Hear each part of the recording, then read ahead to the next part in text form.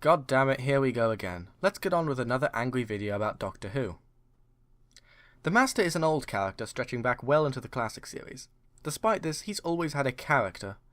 Different actors have still maintained a cohesive idea of who the Master is. John Sim and Russell T Davies took the Master and amped up all his craziness and all his insanity to 11. It was risky, but it paid off brilliantly. John Sim's Master was everything that the Master should be, and he set the tone of the character from there on. Well, at least he should have done. Stephen Moffat introduced a new actor to play the Master in Season 8.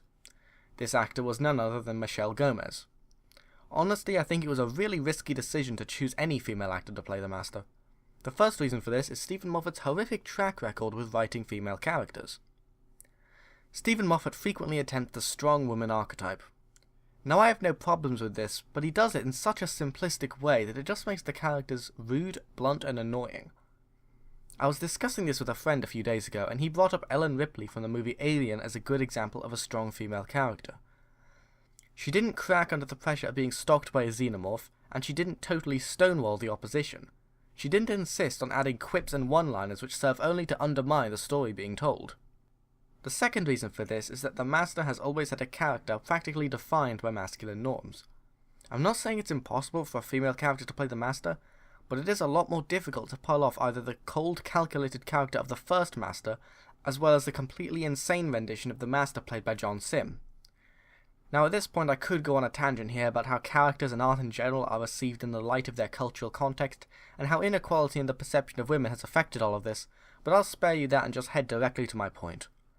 Also, from here on I'll be using the term the Master to refer to John Sim's performance in particular. Missy is not the Master. Missy has none of the character traits of the Master. Her brand of insanity is markedly different from the Master's. The Master's insanity was manic and spurious.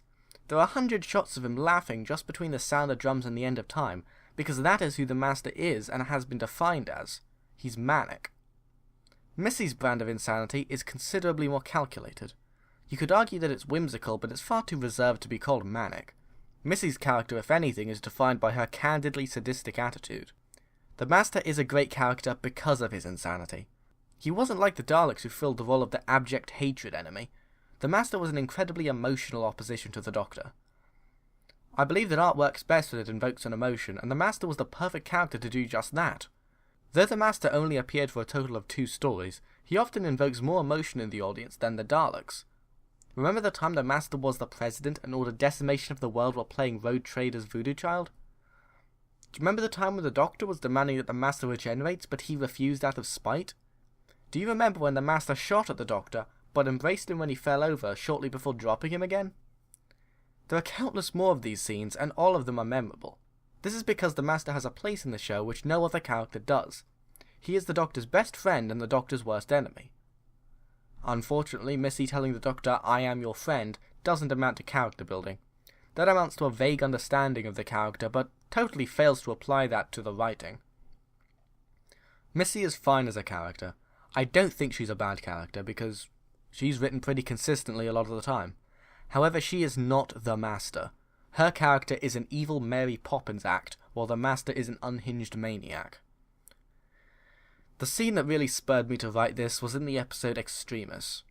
In this episode, Missy begs the Doctor to let her live.